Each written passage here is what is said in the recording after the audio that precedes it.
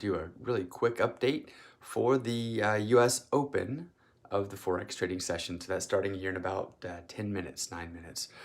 What we're looking at as we get ready to get the market started here is we're watching our currency strength index, just having a look at this to see what currencies are moving, see if we have an opportunity to pair something against something else. And as we can see, looking at this, I've got a couple of currencies that are leading the way. We've got the pound as a strong currency, as well as the dollar as a strong currency coming into the new session.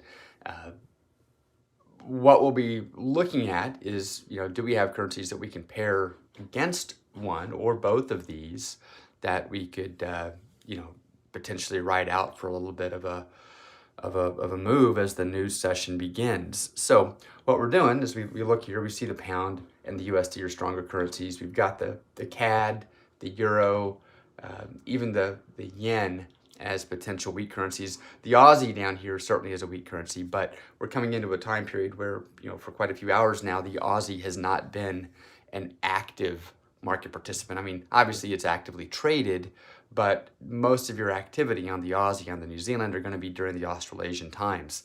We're well out of that coming into the new session. So we're focused on the currencies that are actually being, those markets are actually open, let's put it that way. So, the US session beginning, the CAD session beginning, then of course, pound and euro sessions underway presently. So with that said, got about, I guess about 10 minutes, I guess, before the new session begins. So just looking through, we don't have any news, by the way. I already looked at the news and I didn't bring that up at the very beginning. But, news calendar, pretty quiet today. There's some medium impact news, but the high impact stuff really is tomorrow. So today is a first day, really, since we've been back, that we've got that normal trading day that we can work with.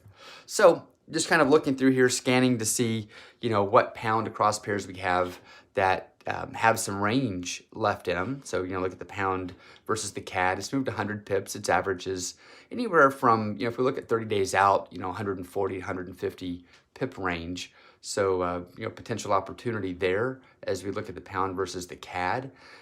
Looking pound versus USD, those two are both strong currencies, right? We're seeing some divergence here, but one would really have to start turning and dip below this midpoint for that to be a viable trading option for us, although that one is right at half of what its typical range would be.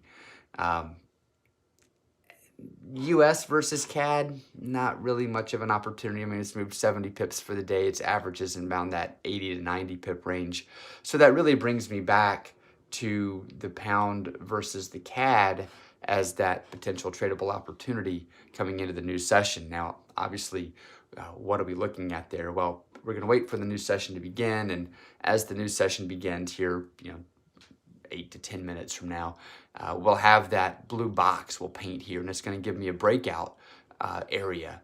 So, we'll just simply post a pending order at the top of that box and then see if we get momentum that breaks through in the direction of our current trend. And the current trend has been long on that pound CAD, and that's even supported by the volume detail. We've had some mixed up volume here. It's flipped back over to the buy side. So we've got, two things going on.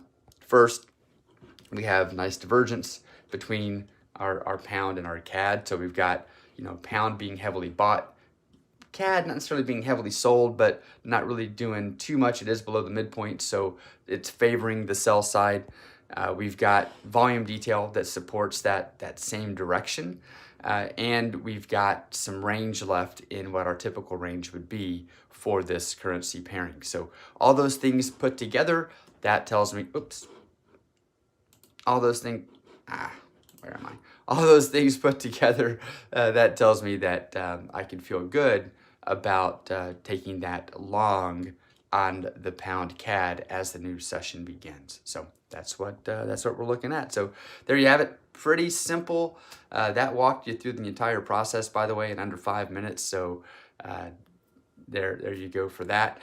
And it's just like I said, super simple trading method, not a whole lot of analysis required. It does give us that slight edge by looking at what's moving, looking at where the opportunity is in the market, and then going with that. All right, so that's it for now. Have a great day. I'll be back in a bit for the futures update if you guys would like to watch.